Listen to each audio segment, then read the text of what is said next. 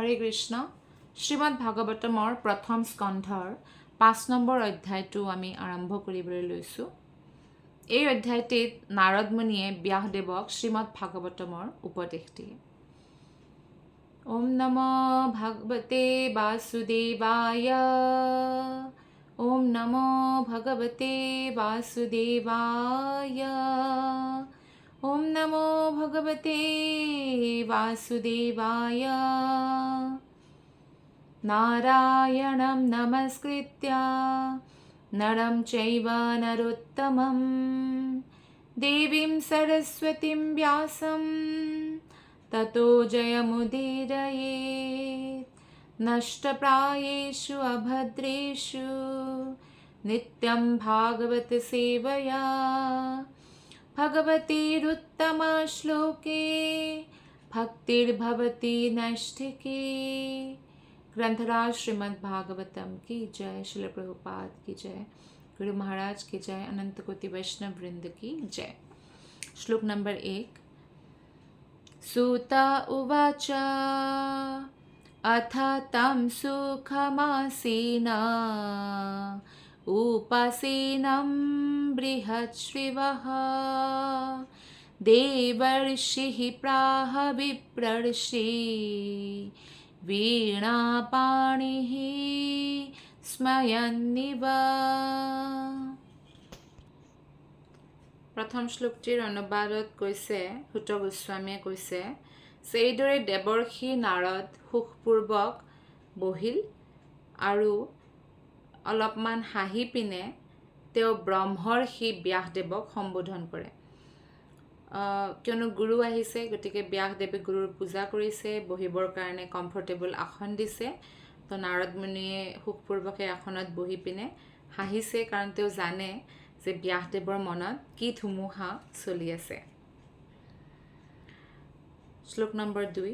নাৰদ উবাচ পাৰাশৰ্য মহাভাগা ভৱতঃ কচ্চিদাত্মনা পৰিতুষ্যতে শাৰীৰ আত্মমানস এব वा।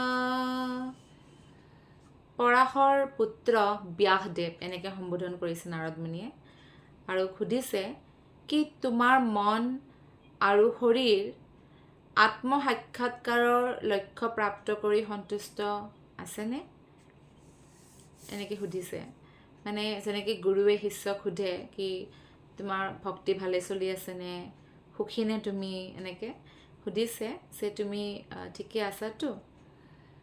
কাৰণ নাৰদ মুনিয়ে ব্যাসদেৱৰ মনৰ অসন্তোষৰ কাৰণ জানিছিল। আৰু ব্যাসদেৱ কোনো সাধাৰণ ব্যক্তি নহয়, পৰাশৰ মুনিৰ পুত্ৰ হয়, ভগৱানৰ সপ্তাবেশ অৱতাৰ হয়।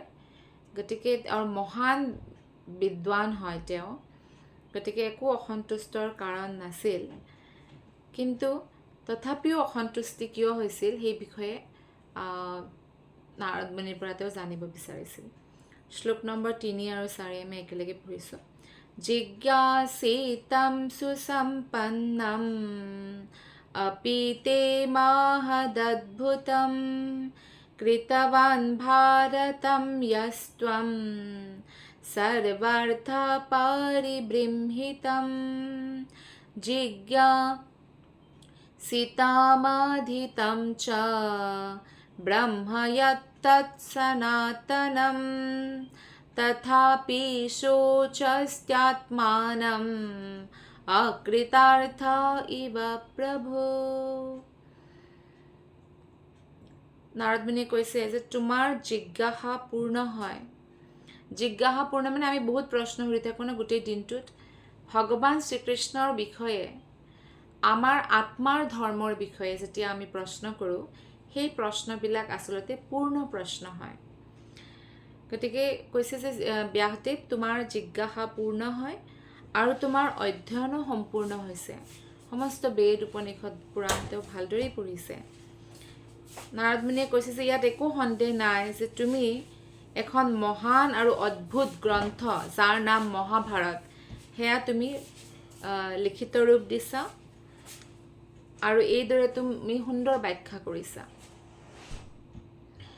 ব্যাসদেৱেও তাকেই ভাবি আছিল যে মই মহাভাৰতৰ দৰে কাব্য কম বুদ্ধিমান মানুহৰ কাৰণেও লিখিছোঁ, যাতে কাহিনী ৰূপত তেওঁ ধৰ্ম বুজি পায়। তথাপিও মোৰ মনটো অসন্তুষ্ট হৈ আছে। শ্লোক নম্বৰ 4 কৈছে যে তুমি নিৰাকাৰ ব্ৰহ্মৰ বিষয়েও লিখিছা, তাৰ পৰা কি ফল প্ৰাপ্ত হ'ব, কি জ্ঞান প্ৰাপ্ত কৰিব লাগে সেই বিষয়েও লিখিছা। তেনেহ'লে ইমান যে তুমি কৰিছা, তথাপিও তুমি কিয় হতাশ বা নিৰাশ হৈ আছা? ইয়াৰ পৰা আমি গম পাওঁ যে ব্যাসদেৱৰ দৰে কোন বিদ্বান হ'ব? বহুত মানুহে ভাগৱত পঢ়ে, ভাগৱত গীতা পঢ়ে, সকলোবোৰ পঢ়ে, কিন্তু ৰহস্য বুজি নাপায়। কাৰণ ভক্তি শূন্য জ্ঞান আচলতে সেয়া আমাক সন্তুষ্টি কৰিব নোৱাৰে, আমাক সন্তুষ্ট কৰিব নোৱাৰে, সন্তুষ্টি দিব নোৱাৰে। এয়াই বুজি পোৱা যায় ইয়াৰ পৰা। কাৰণ বেদান্ত সূত্ৰ বা ব্ৰহ্মসূত্ৰত যাৰ সংকলন ব্যাসদেৱে নিজেই কৰিছে, আৰু তাতে নিৰাকাৰ ব্ৰহ্মৰ বিষয়ে তেওঁ চৰ্চাও কৰিছে, আৰু ইমান পাণ্ডিত্যপূৰ্ণ হয়, তথাপিও তেওঁ আজি অসন্তুষ্টিৰ অনুভৱ কৰিছে। অৰ্থাৎ পূৰ্ণতা সেইকাৰণে কেৱল আৰু কেৱল ভগৱানৰ অনন্য ভক্তি, শুদ্ধ ভক্তিতেই আছে। শ্লোক নম্বৰ 5 ব্যাসদেৱে কয় নাৰদ মুনিক সম্বোধন কৰি, ব্যাস উবাচ अस्तेव मे सर्वमिदं तयुक्तं तथापि नात्मा परितुष्यते मे तन्मूलमव्यक्तमगाधबोधं पृच्छामहे त्वात्मभवात्मभूतं। ব্যাসদেৱে কয়, আপুনি যিবিলাক কথা কৈছে গুৰুদেৱ, এয়া সকলো সঁচা কথা, তথাপিও মই সন্তুষ্ট হোৱা নাই। সেইকাৰণে মই আপোনাৰ পৰা মোৰ অসন্তুষ্টিৰনো মূল কাৰণ কি সেয়া জানিব খুজিছোঁ, কিয়নো আপুনি হৈছে স্বয়ম্ভু। ব্যাসদেৱে অৱতৰিত হৈছে পৰাশৰ মুনি আৰু সত্যৱতীৰ পৰা, কিন্তু নাৰদ মুনিক জন্ম দিবৰ কাৰণে ব্ৰহ্মাই কোনো মাতৃৰ উপযোগ কৰা নাই। অৰ্থাৎ নাৰদ মুনি ব্ৰহ্মাৰ মানস পুত্ৰ হয়।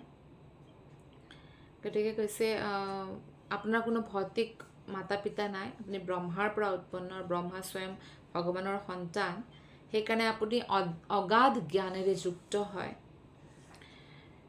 সেইকাৰণে এই প্ৰশ্নটি নাৰদ মুনিক কৰিবৰ কাৰণে ব্যাসদেৱে এতিয়া আমি নেক্সট ক্লাছত ডিছকাছ কৰিম যে কেনেকৈ নাৰদ মুনিয়ে তাৰ উত্তৰ দিয়ে, আৰু শ্ৰীমদ ভাগৱতমৰ ইমান কি মহিমা সেই বিষয়ে আমি নেক্সট ক্লাছত আলোচনা কৰিম।